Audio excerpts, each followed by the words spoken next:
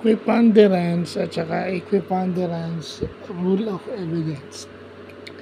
So, equiponderance muna. So, ito daw yung act of counterbalancing or uh, to offset weight with another weight. Ibig sabihin, to balance any weight with another weight. Or, in other words, in science and in physics, equilibrium ito.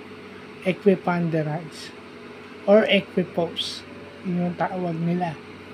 So, pag sinabi mo naman equiponderance rule of evidence, okay, ito yung pumapabor sa akusado if the prosecution does not have enough evidence to convict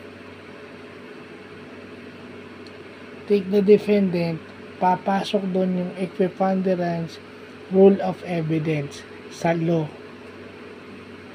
Okay? So, dalawa yun. Meron sa science at meron sa law. So, disclaimer ha, tanong mo na lang sa lawyer yung equiponderance rule of evidence. Pero, magandang napag-aralan natin yan. So, yun lang po.